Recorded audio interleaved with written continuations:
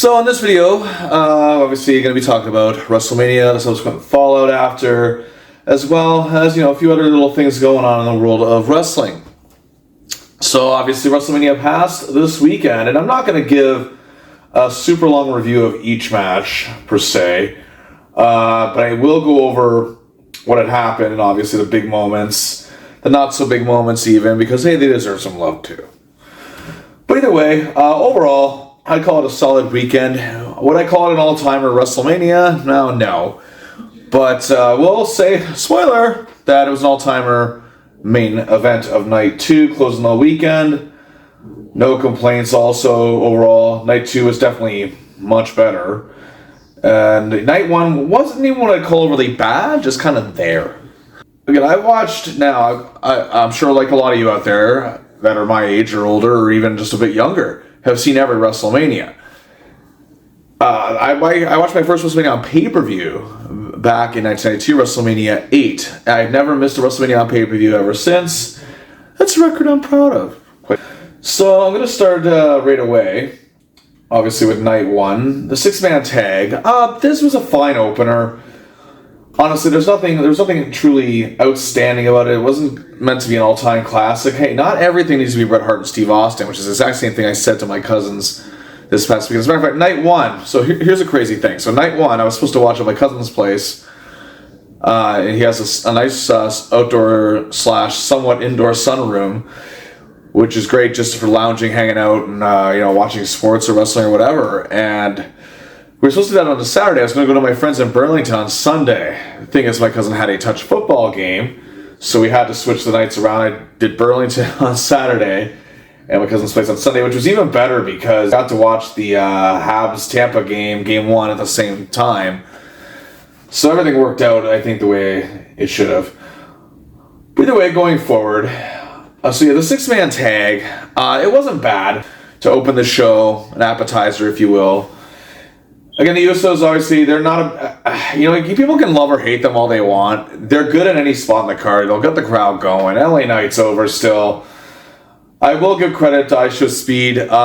Again, I don't know very much about the guy. I'm not huge on modern celebrities. I know who Jelly Roll is, obviously. I do host karaoke. I do know who he is. So it's not as if, all the celebrities, I'm not against celebrities in wrestling. I think that's been a big thing people have been really crying about lately, is that celebrity involvement in wrestling. What was the first WrestleMania built on? You know what I mean? With some people saying, WWE is becoming too reliant on it. I can actually see a fair point there. But I don't think it's near as bad as people are making it out to be. But regardless, the babyfaces go over. Logan Paul turns against IShowSpeed after the match. He does that nice spot through the table. Hit it dead on. Good on him. Obviously, it's again a spot that even seasoned veterans, it doesn't always go well for. So good on IShowSpeed for that spot. Again, the match itself was nothing overly fantastic, but it was all right. Next up, we kind of kicked it into high gear with the unsanctioned match between Jacob Fatu and Drew McIntyre. This feud has been building for quite some time now. It's been a pretty good build-up, I'd say.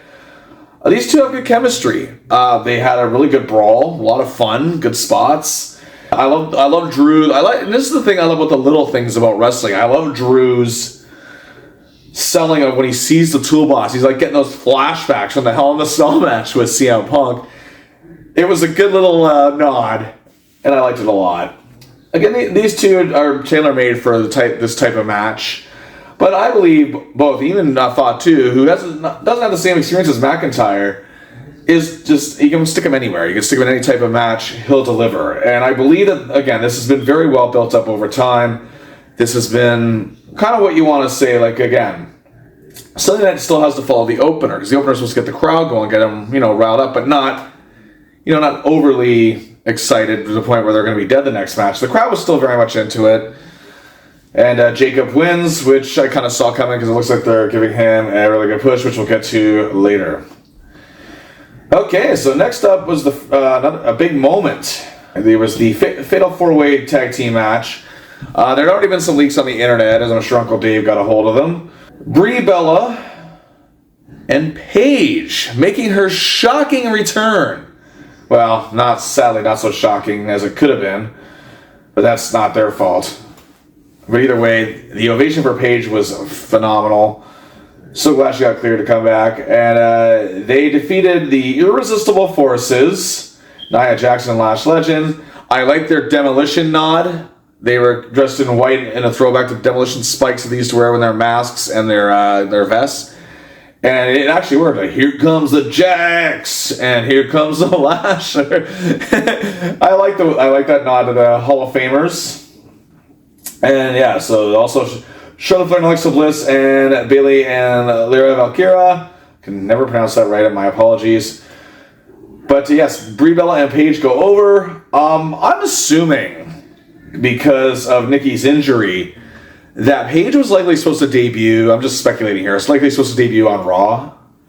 She's probably supposed to make her big return on the Raw after WrestleMania. That would have been probably the big moment for the Raw after WrestleMania. So either way, I think it's a good moment, great moment. Paige looked good, and I could tell they're just kind of trying to ease her back into things. But regardless, it wasn't, I call it a fantastic match. When they built to the hot tag for her, it, again, got the reaction they needed. Again, nice moment. So, yeah, I still enjoyed it. Becky Lynch versus AJ Lee was next for the Women's Intercontinental Championship. Again, I love both these two. I've been an AJ Lee fan for many years. Becky Lynch I've always liked. This was okay. I thought their first match was much better than this. Although I will say, I only say because in terms of entertainment value, in terms of crowd reaction, and in terms of, you know, the moment at hand with AJ winning the first match. It's not that I thought Becky didn't deserve to go over or anything like that, but my whole thought process was that it kind of takes away from the luster of what was a really, you know, fun first match they had. Again, everything behind it, the crowd in Chicago. This just seemed like your typical rematch you could have on television. And again, it's nothing against them. I thought AJ, and actually, even though I enjoyed that match a lot more, I thought it was better in terms of its story, the first one. I think in this one, AJ looked a lot more comfortable in the ring again and didn't have to rely on Becky to always lead her. Honestly, it was fine. Next up was a really good match. Gunther against Seth Rollins. Gunther getting the win thanks to the returning of Braun Breaker. Again, Gunther making Seth pass out.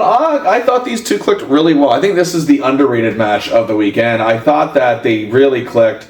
I thought that they told a good story, building things up.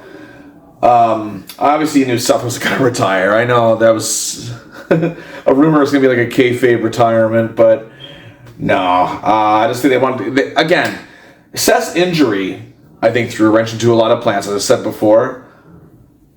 I just think this time that they just need to throw something together because maybe they didn't expect Seth back so soon. They had to do something with Gunther. He's been retiring, well, technically, retiring all these legends and putting them out on their backs in their last match, taking away their moment. So I understand that they still had to give him a big opponent, which Seth is a star. He's one of the biggest stars on the roster. And it worked. And it built up nice for the return of Braun Breaker. But I gotta say, that spear down the aisleway was supposed to be a big moment, big, like, you know, replay over WrestleMania highlight reels, but it didn't look good. But anyway, I enjoyed that match a lot. Liv Morgan over Stephanie Vecure. Again, great moment for Liv. The match was nothing, in my opinion. It wasn't bad. It just was really short. And I know people are going to make how to make time for ads. Now listen, I just don't like ads in general, be it TV shows, wrestling, sports, whatever. I just don't like ads. You too. So I'm going to hate ads regardless. But yeah, I get it. Again, I've said this many times. Do I love TKO? No. Do I think WWE is doing great because of them? No. But at the same time, I get it. That's just how people make money these days. And unfortunately, that's just the times. We got to live with it. Nothing we can do to change it. Some say, oh, well, boycott WWE. These silly boycotts only work if you actually do them, folks. Crying about it on the internet isn't gonna save things. So we come down to the main event. Randy Orton, along with Pat McAfee, taking on champion Cody Rhodes, the Undisputed Championship. I thought it told a good story. Did I think it was a blow-away classic? No, but again, not every match needs to be. I think that it was enough of a story to keep things intriguing and going forward after this as well. This is definitely not the payoff, as obviously what happened after the match seems that things are going to keep going between these two. But I thought they clicked okay. I thought that, again, it built up well. This was one of those matches I didn't know who was going to win. That's what I liked about it. That's what I liked about both main events. Yeah, I wasn't really sure who was going to win. I actually thought that Randy might win here. I thought that they might go with a full heel title run here for him, kind of probably his last big title run. But it didn't end up that way. I was a little surprised, but either way, but I wasn't actually shocked that Cody won. But yeah, at the beginning of the match, McAfee's taken out by both Randy, and then Jelly Roll gets him through a table. Nice little spot there. Again, this is the point where I find celebrities weren't overused. And people, again, have been crapping all over the McAfee thing. Listen. It's not a brilliant angle, okay? And McAfee's promos are, in my opinion, they're not even bad. They're just hit or miss. Some are decent, some are, He's better on commentary. I think that's a great role for him. But at the same token, I just think, again, I've said this before, people were upset because the storyline, and this is a problem with a lot of fans these days online, it didn't go out the way they would write it. See, that's why I think the Danhausen's debut, people shat on it because it didn't go exactly the way they wanted, or it wasn't who they wanted it to be. So, but now look at him. He's over like Rover, as they say. But no, Cody and Randy was good. Nothing wrong with it technically. Good finish. I thought the finish was solid. And the feud continues as Randy attacks Cody after the match, punts him, and holds up the title. So overall, night one, not great. I don't think it's near as bad as people say it is. But at the same time, it did not. I will agree with the notion that it wasn't what you call a WrestleMania night, This was still, I think this would just be, I wouldn't even call it a Raw. I just call it a regular pay-per-view. But WrestleMania is not supposed to be a regular pay-per-view.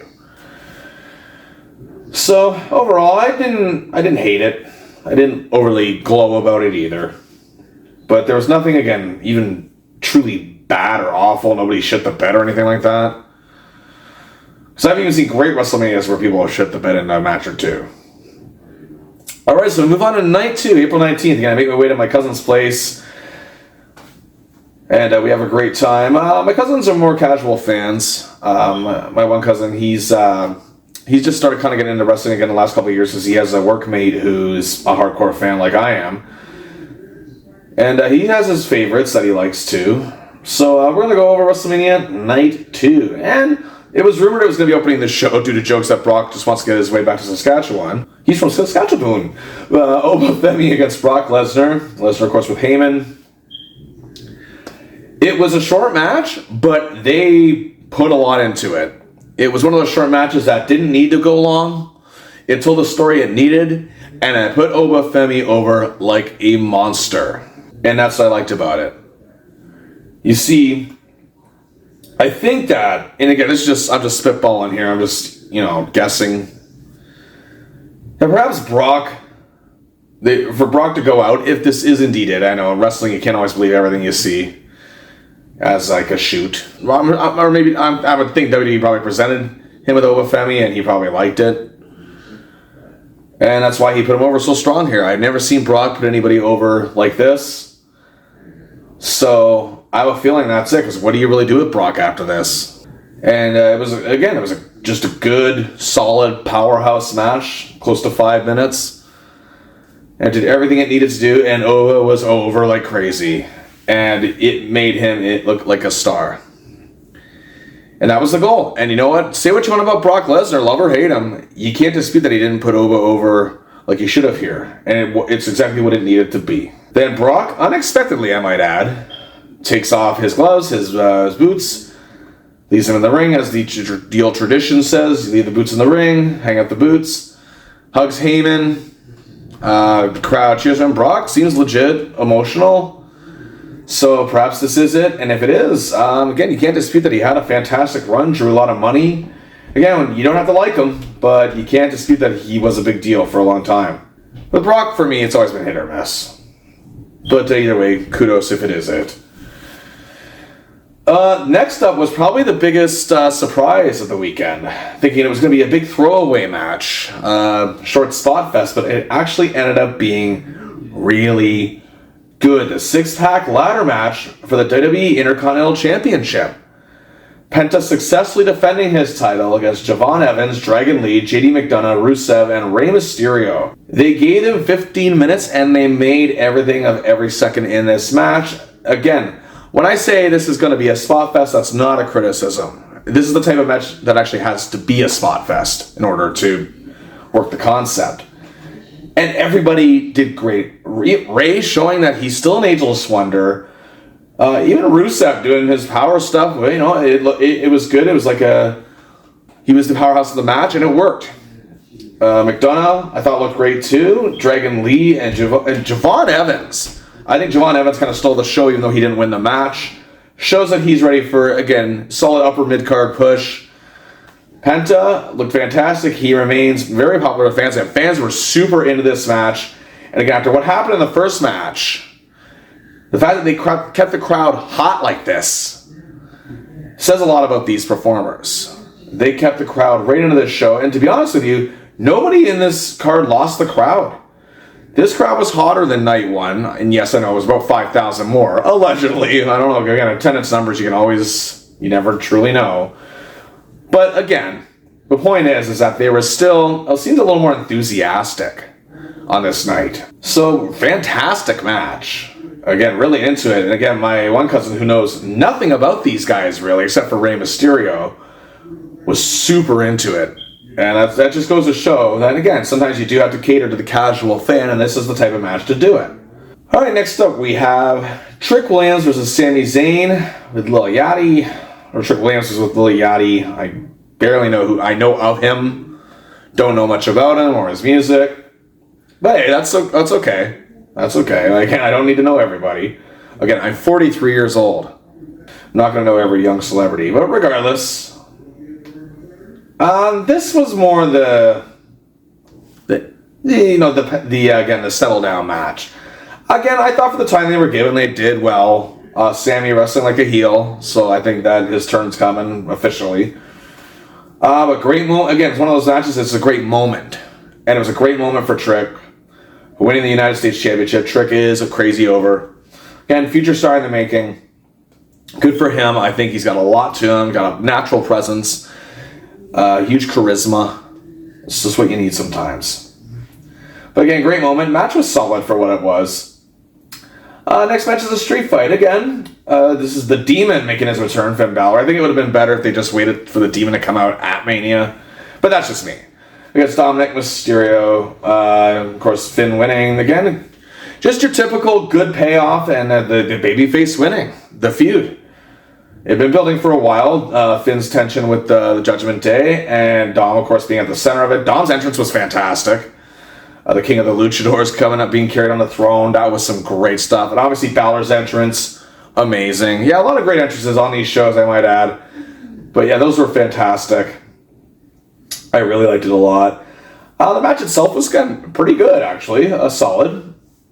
Like I always say, doesn't need to be a 5-star classic to stand out. But like I said, just, babyface wins the feud, and they give the fans what they want. Simple enough. But yeah, they had some good stuff in here. The finish was fantastic. The coup de grace through the table. So Finn wins, and again, yeah, some really good spots here too. Next up, Rhea Ripley against Jade Cargill for the Women's Championship. You know what? Jade held her own here. I'm not saying she's. Everyone's trying to say she's suddenly great because she hit the Kenny Omega's one-winged angel. I'm like, no, she hit it fine. It's just, again, you got the AEW tribalist whining about it. But I thought Rhea let her really good here. I think that if Jade is in the ring with the right person, I think she can have a good match. And again, Jade is supposed to be, again, people make the joke, but it's true. She's supposed to be more like a Goldberg-type powerhouse where she doesn't really wrestle on matches. Shouldn't be her gimmick. You know what I mean? But again, obviously with someone like Rhea, she's going to have a competitive match. Again, kind of like the days where Goldberg got competitive matches with Sting and DDP. It's just how it works. and it worked well here. They had a good formula. Jade overpowering Rhea a lot, but Rhea's smarts in the end, winning her the championship again. So yeah, Rhea wins. Crowd seems happy with that. Again, solid, surprisingly good match here. And again, I thought Jade did well. Now, the main event of the evening. But first, we got Cena-hausen.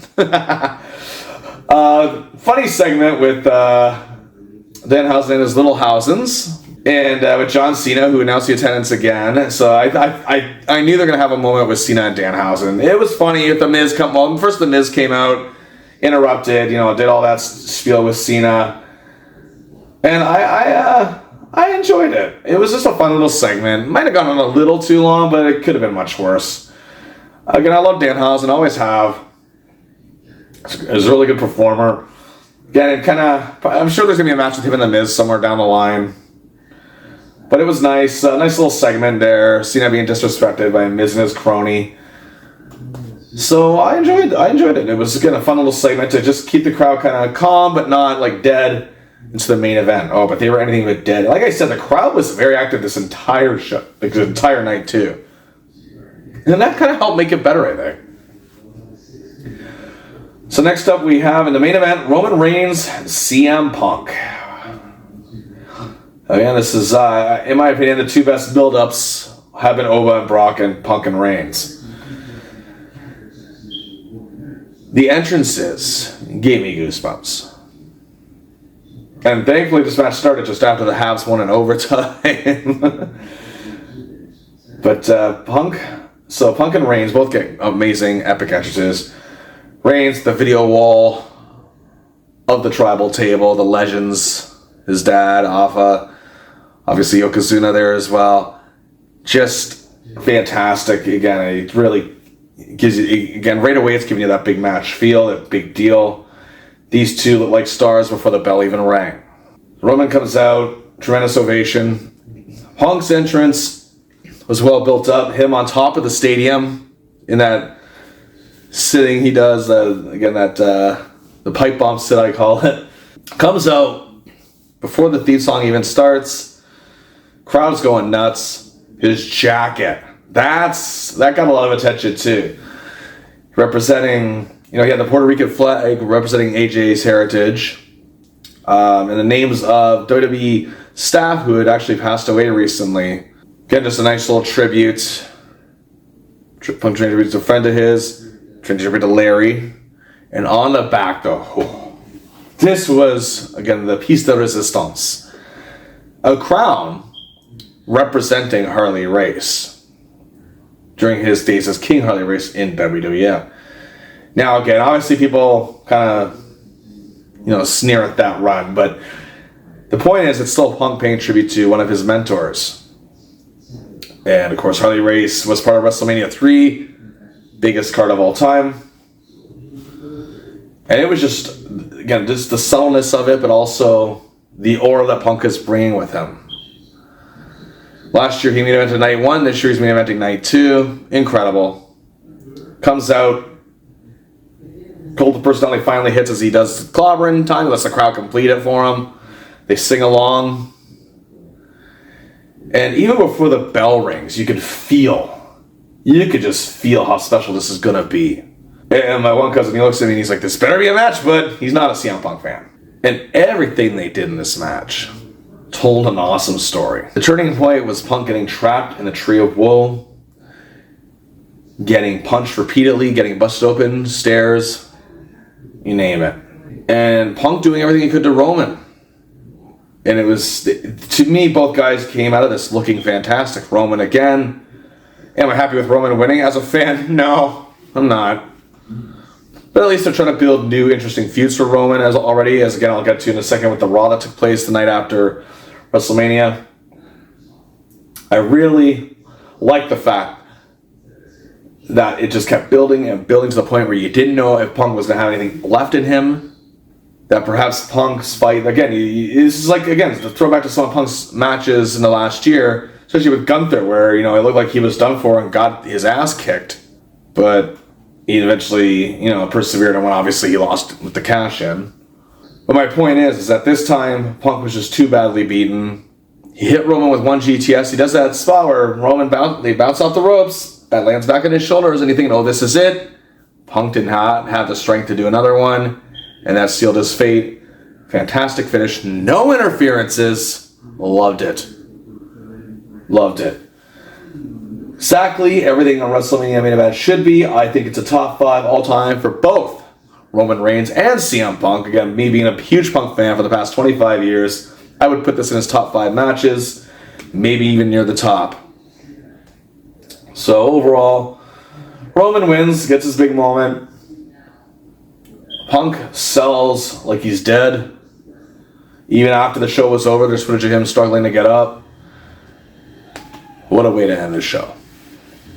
So night 2, amazing. That felt like a WrestleMania, especially the main event. So again, overall, I was not disappointed this weekend. To be honest with you, I think it even exceeded my expectations a little bit overall.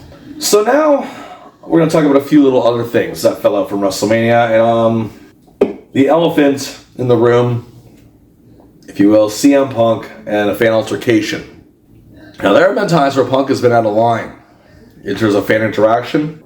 And this fan went up to Bayley and AJ, who were having kind of like a personal moment, and there were a lot of people in the lobby. They moved away, closer, I think, to the elevators, it looked like. And the fan, again, all footage has been released, but now they're trying to get it taken down. The fans were trying to get it taken down. And he's close enough where Bayley actually had to have her hand move his phone away. And not even barely a second later, Punk knocks the phone out of the hand. To me, I don't think he's out of line this time. There's been times where I played devil's advocate, sometimes the fan, sometimes Punk is out of order. But this time, no. But clearly, this was something that has been a problem. Now you're hearing about it all weekend. It gives it better context. A fan followed Booker T into a bathroom. Apparently Drew McIntyre's family was bombarded. A couple other small stories happening now. It's out of control, again. And you have idiots like Rhonda Shane, who, again, runs a Facebook group, is kind of a troll, and I think he might be just playing a gimmick, but either way, if he's serious, then he's got a problem. The thing is that if you're a celebrity, that's the price you pay. These people pay, blah, blah, blah, blah. I'm like, yeah, that's why they have meet and greets. And what's his name? Royce Keys there's a video of him saying, this is his time. Yeah, believe it or not, how about when you're at work? When you're not working, it is your time. Even if you're not a celebrity, it works the same way. If you're not working, it's your time to do what you want. They're not on the clock for you. They deserve their privacy. They're public most of their lives. Doing shows, again, appearances. I don't understand what's the basic concept of common decency and common courtesy. And again, when they showed the fans' actual video itself, him moving very close to Bayley and AJ, again, to the point where Bayley could reach his phone. It's no wonder Punk reacted the way he did. Oh, poor guy got his phone knocked out of his hand. Big deal. Probably had a protector and probably isn't even broken. And then this asshat has the gall to ask for an apology. I don't understand it, personally. So I'm not going to sue him. Sue him for what? Okay, if, say, for example, maybe he did break the phone. Okay, so just have him pay for a new phone. I'm sure for Punk that's pocket change. I'm not going to put him in jail. Again, for what? You'll get laughed at court. And now, apparently the fan is alleging he lost his job. Which, to me, that's kind of on the boss. I mean, if someone told me an employee of mine did something like that outside of his job, and I guess it depends on what the job is. I don't know, obviously. And I don't even know if this guy's telling the truth or not. Probably just trying to look like more of a victim. Or maybe he really did, but I don't know if I'd fire them for that. If their job is something of a public nature, then I'd be upset that they made a public spectacle of themselves, bringing, bad business to us, or bad attention, negative attention. But I don't know if I'd fire them. So, I don't know. I mean, yeah, he did something really stupid and ignorant, but I don't know. It's a weird situation. But obviously, people are trying to gaslight Punk again. The only people who are really against him in this one are the ones who hate him already. But even all the ones who hate him are on his side, too. So, that is what it is. But yeah, that's that situation. So, Raw on Monday, Punk was still there. I didn't watch all of Raw, again, because some WWE TV is just unbearable to watch, even on Netflix. And it has nothing to do with the talent, just more the way the show is paced. But either way, there's some good stuff here. I did like the fact that they are, again, I wasn't overly keen on Roman being champion again, just for another 6 months. But apparently, according to Roman himself, he's sticking around for the summer. He said that at the post-show. And I like the fact that they're, again, building a new, again, people say, oh, it's the Samoa's bloodline all over again. Roman and Jacob is a fresh program. It's to me, it's a very good idea. Roman meeting, kind of someone that maybe less experienced than him, but in a powerhouse way on his level. So again, I think they're going to try to spice these up with a new program for Roman. Punk cut a nice promo, acknowledging that he lost and he was not the better man, but said that there'll always be opportunities, chances. It was a solid promo. You could tell, that he looked a little worn out, which again is good, and it sells what happened. But then Cody comes out. Him and Cody have a little jibber jabber. Cody looked rough. Oh, did he ever? Sporting, I think, what looked like a legit black eye. But either way, there's kind of like planting the seeds for future program with those two. And again, it's one of the things Punk hasn't done yet since his return. And it's one of those quote-unquote dream matches that still sit on the table. And there's some money to be made there for sure. And I think they'd have good chemistry, to be honest. And of course, I think too that while WWE has not been perfect, especially in the last year, and at times I thought they'd outright stank with just a few good things here and there. Again, yeah, call me biased if you want. I've enjoyed Punk's run generally. I would have been curious to know how him and Seth would have ended. I'm sure that's going to be revisited. They can always revisit that. But I think for now they have them in separate programs. So, regardless, I do think it's a good direction with new programs, new matches, new rivalries that come out of WrestleMania. And we'll see what the summer brings. Hopefully things can improve more drastically. I think Sunday, again, I may not hold my breath at the same time. I'm not exactly being pessimistic either. I'm being hopeful that things will do really well this spring and summer. So yeah, overall I'm not disappointed with how the weekend went. I hope you weren't either. If you were, hey, to each their own. But regardless, I'm going to bid you adieu for now. But once again, it's been a pleasure. Until next time, this is your friend and mine, Bill Chase, saying adios.